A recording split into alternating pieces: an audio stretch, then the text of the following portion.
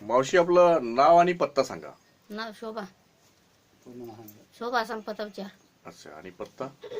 पातूर.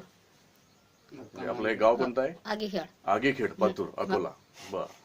आपल्याला धन्वंतरीची औषध तुम्ही कुठल्या आजारासाठी वापरली त्याबद्दल सांगा. तुम्हाला काय आजार झाला होता? किडनीचा. किडनीचा आजार झाला होता. सुजन. बर. मग तुम्ही या आजारासाठी कोणत्या डॉक्टरांची ट्रीटमेंट घेतली आहे? हा कॉलेज.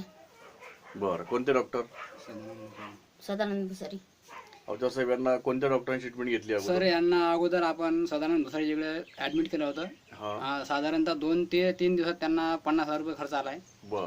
असा टोटली 3 महिने त्यांचा आपण कोर्स घेतलाय सदानंद भुसारी सरांचा. अच्छा, मग तुम्हाला अकोल्याच्या तज्ञ डॉक्टरांची 3 महिने ट्रीटमेंट झाली, तर तुम्हाला एकूण किती खर्च आलाय? 50-55,000. बर. मग त्याने तुम्हाला काही फारसा आराम पडला नाही? नाही. बर. काय काय त्रास व्हायचा तुम्हाला? ते काय सुजन होती अंगावर पुरी. बर.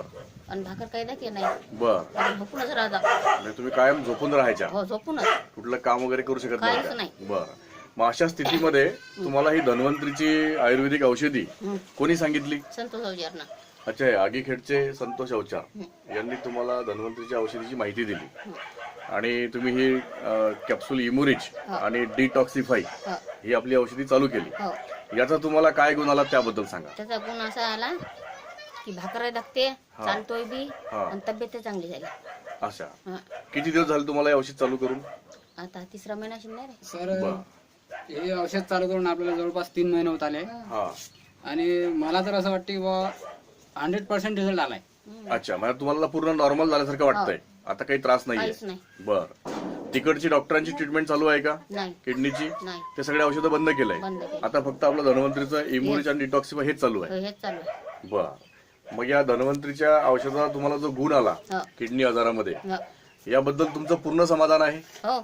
बर. इतर काही पेशंट आहेत त्यांना तुमचा काय सल्ला राहील? त्याला मी सांगलं बा दोघा तिघाले हा. की तुम्ही घ्या, चांगला आहे म्हणून हे. अच्छा, ठीक आहे. धन्यवाद.